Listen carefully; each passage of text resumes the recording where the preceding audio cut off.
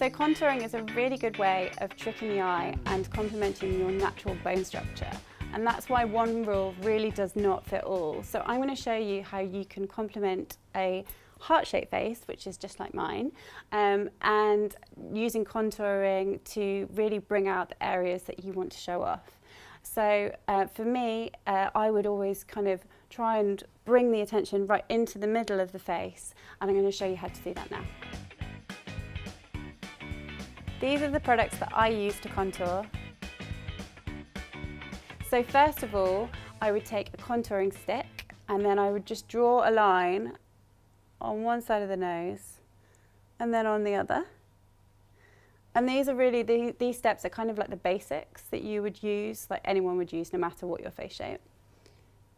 And then you do one just underneath the cheeks,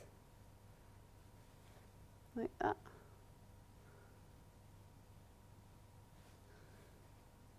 Go over if you need to.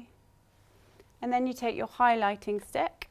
These are really good, these are from Smashbox and they're step-by-step contour sticks.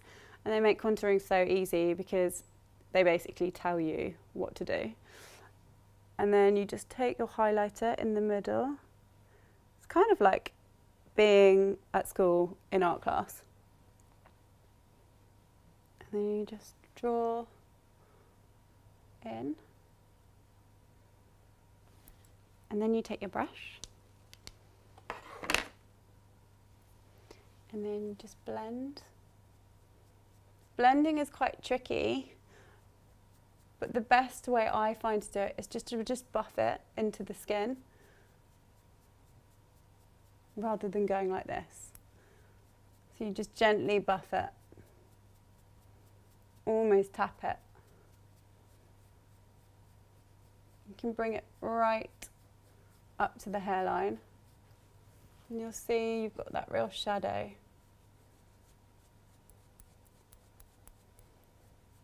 And that's just emphasising your cheekbones, which everyone wants. And then I just do the other side.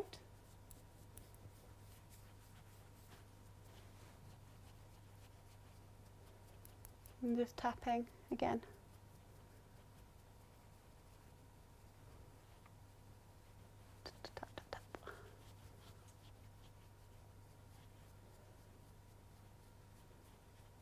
You can also use your fingers as well to just blend that out.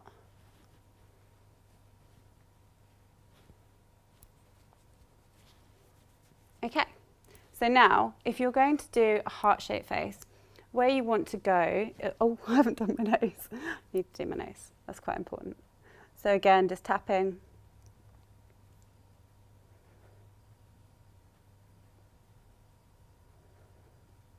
And I would always go inwards as well with this one. So you're bringing the dark into the light. Okay, and then with a heart-shaped face, the general rule is that you do a kind of like a shape of a 3. So you start around here, go in at the temple, and then you want to end back at the cheek, just like that. So I'm going to do that again. So you start at the forehead. Don't worry if it's not perfect like this. You just go in at the temple and then back out to the cheek. And then the other place that I would do it is I would just do it under the chin, just here. And then you take your highlighter again and go in, in, in, in, and then in, and then get blending.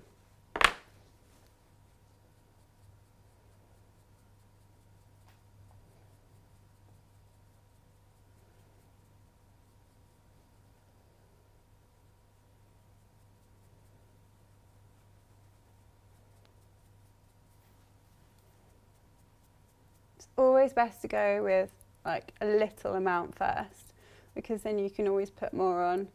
It's much harder to take makeup off. So if you feel like you want even more definition, you can just keep going back in and building up. But remember, this is meant to be something that you can't really see.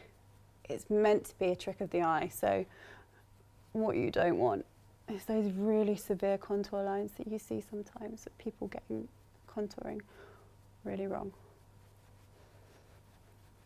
And so what you'll see that's doing, hopefully, is that it's just bringing that eye into the centre of the face.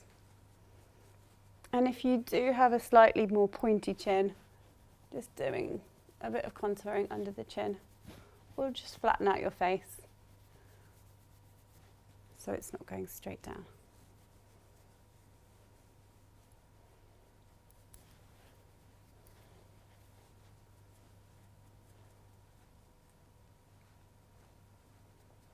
And I'm just going to add a little bit more.